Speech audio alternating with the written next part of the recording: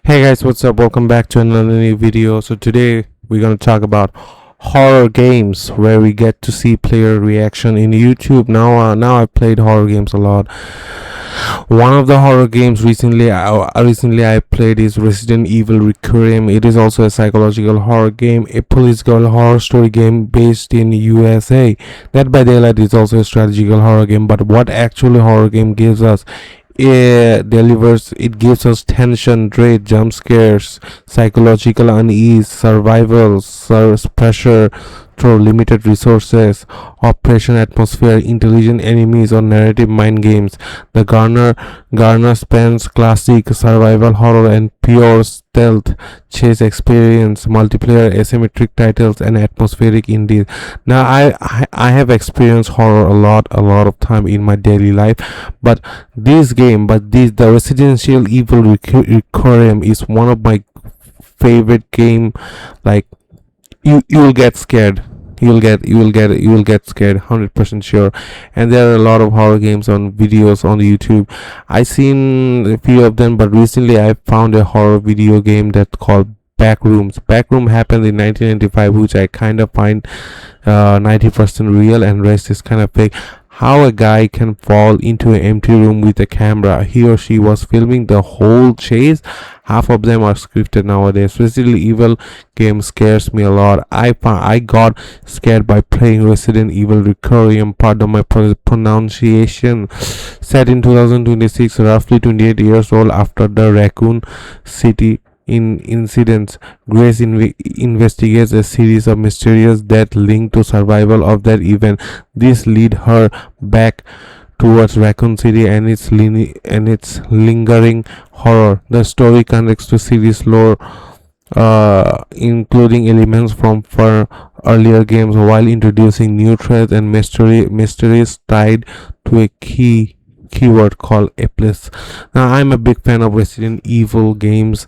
Resident Evil games are my favorite games, so favorite horror series. So I find a lot of like horror thing in my life, but also in games it's kind of fun. But I played Residential Evil Requiem a little bit, but it was scary a lot. But everything was so dark and chill and no noise, dark. Man, I got scared. But now I have faced horror, like I have scared in my daily life every day, but it's okay now. But I'm used to it. But horror games like Residential Evil is my favorite one. So this is my experience with horror.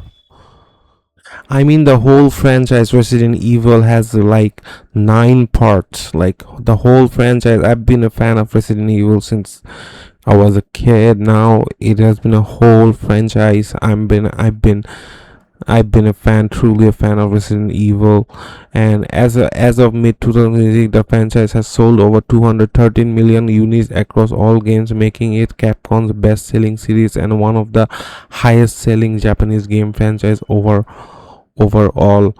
So Resident Evil is Capcom's long-running survival horror franchise created by Shinji Mikami.